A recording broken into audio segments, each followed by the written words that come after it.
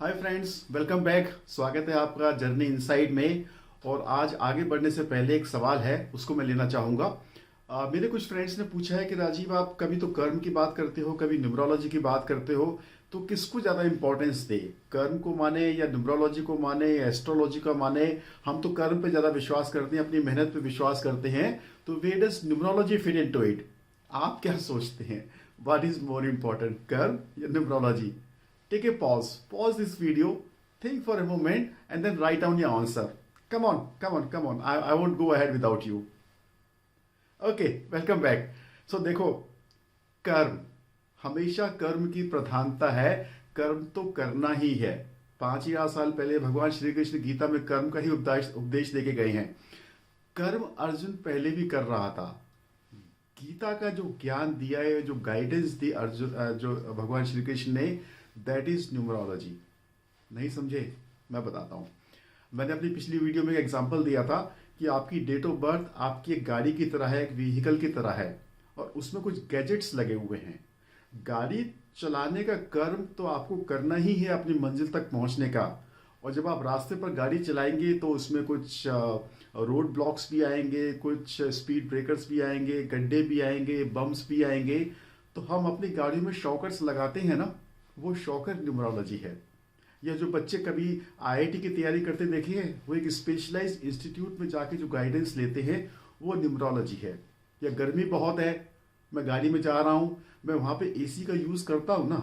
अगर मैं कहूँ कि मैं अपने कर्म से ही सारे चैलेंजेस को पार कर लूँगा, कर सकते हैं, लेकिन आपकी परेशानी बहुत ज़्यादा बढ़ जाएगी।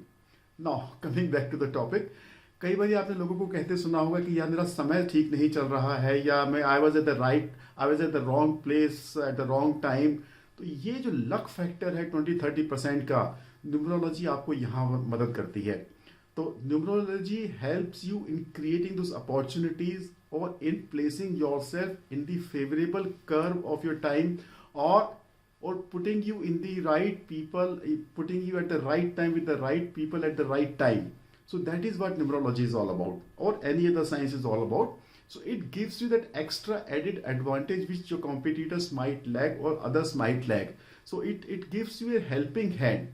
So in this video आज मैं आपको बताने वाला हूँ कि न्यूमरोलॉजी एग्जैक्टली किन किन एरियाज में आपको हेल्प कर सकती है। Stay on with me.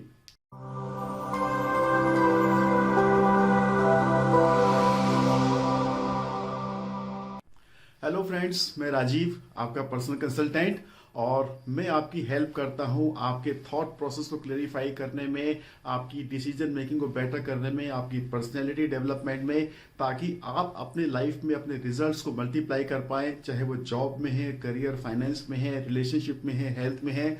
और मैं यूज़ करता हूँ scientific principles of numerology, graphology and wrist watch therapy. तो चलिए हम बात करते हैं कि एग्जैक्टली कौन कौन से वो एरियाज हैं जहाँ पे न्यूमरोलॉजी हमारी हेल्प कर सकता है। तो सबसे पहले हम देखें बच्चे का जन्म। हम बच्चे के जन्म की तारीख डिसाइड कर सकते हैं। डोंट गेट मी रॉन्ग, बच्चा कब पैदा होगा वो तो भगवान की इच्छा है, लेकिन आज की तारीख में हम देख रहे हैं जिस तरह से सिजेरियन ऑपरेशंस बढ़ रहे हैं। और इसका एक लाइव एग्जांपल मैंने अभी अपनी अपनी कुछ समय पहले की वीडियो में दिया था कि अगर पॉसिबिलिटी है या डॉक्टर्स बोल रहे हैं कि सीजेरियन होने वाला है, तो वो सीजेरियन किस डेट में कराना है हम डिसाइड कर सकते हैं। And why not, if it's a facility available to us, at least we can choose. अभी मैंने कुछ समय पहले बताया था कि मेरे एक फ्रेंड की बिटिया का हमने डिसाइड किया था, and she got her baby delivered on that day. So this is first thing. Second aspect, baby अब घर आ गया, बच्चा पैदा होकर बड़ा आ गया। Second aspect is naming. तो नेमिंग कितना इंपॉर्टेंट है, उसका इम्पैक्ट कितना होता है, उसकी पूरी 8 वीडियो की सीरीज मैंने बनाई है। उसको आप यहाँ पे डिस्क्रिप्शन में आप चेक कर सकते हैं, मैं उसका लिंक यहाँ पे दे रहा हूँ। और name is very very important. So naming करने में deciding the first letter of the name, कि किस लेटर पे नाम रखना चाहिए, एंड नाम का टोटल पूरा हमारी न्यूमरो चार्ट के साथ में टैली हो, इन सिंक हो, और उन सब कमियों को पूरा करे जो डेट ऑफ बर्थ के चार्ट में हमें नजर आ रही हैं, या एटलीस्ट उन प्लैनेट्स को एक्टिवेट करे, उन एनर्जीज को एक्टिवेट करे जो उस बच्चे को आगे जाके हेल्प करने वाली है। So this is the second aspect where numerology can help us. Third aspect है, जब बच्चा 15-16 साल का है, अब उसको कैरियर डिसाइड करना है, अपनी फील्ड डिसाइड करनी है, तो एज पर the natural flow of his energies and his numbers, जो उसको भगवान ने सपोर्ट देके भेजा है, हम करियर डिसाइड कर सकते हैं कि किस फील्ड में इसका बेटर और या बेस्ट परफॉर्मेंस मिलेगा। अब इसमें दो सिनेरियो होते हैं। बहुत दफा बच्चे पेरेंट्स की एस्पिरेशंस को फुलफिल करने के लिए या पेरेंट्स के प्रेशर में किसी रॉन्ग प्रोफेशन में आ जाते हैं। मैं ज्यादा डेलिब्रेट नहीं करूंगा। 3 idiot movie is a very live example of this phenomena. या बच्चे का खुद का इंटरेस्ट किसी दूसरी फील्ड में होता है। मैं पहले केस की बात नहीं करूंगा। अगर बच्चे का इंटरेस्ट किसी दूसरी फील्ड में है जो शायद उसकी डेट ऑफ बर्थ के साथ में मैच नहीं करता है, but still we can help that child कि वो अपनी चॉइस की फील्ड में जाए, क्योंकि उसका मन उसका उसका उसका दिल वहां लग रहा है। But we can guide him कि अब उसको काम उस फील्ड में करना कैसे है। This is the third aspect. Fourth aspect, अगर कोई व्यक्ति है जो ऑलरेडी 5 साल 10 साल से किसी फील्ड में काम कर रहा है और उसको 10 साल बाद हम बोले कि आपका ये प्रोफेशन ठीक नहीं है, आपको प्रोफेशन अपना चेंज करना चाहिए, that is not a very practical advice. हालांकि कुछ न्यूमरोलॉजिस्ट बोलेंगे कि आपको जाना है दिल्ली और आप चंडीगढ़ की बस में बैठ गए हो, तो it's always better to change the bus and take the Delhi बस।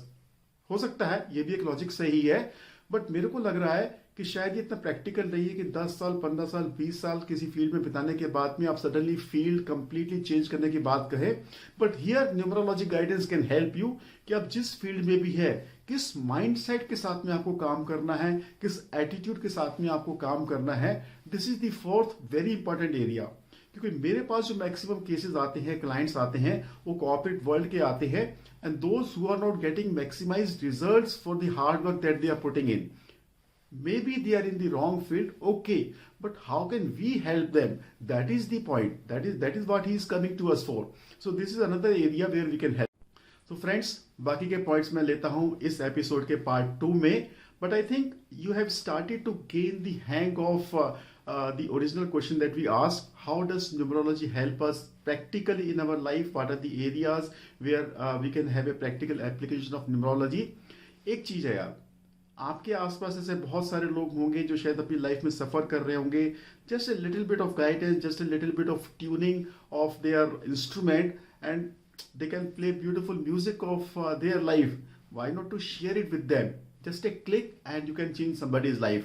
So till I see you next time, आप सब्सक्राइब करते रहिए, लाइक करते रहिए, कमेंट करके मेरे को बताते रहिए आपको कंटेंट कैसा लग रहा है। किसी और कंटेंट के बारे में आप बात करना चाहते हैं, कुछ सवाल पूछना चाहते हैं, you can directly connect with me. मेरा पूरा डिस्क्रिप्शन में डिटेल्स है, फोन नंबर है। So keep connecting. See you, bye bye.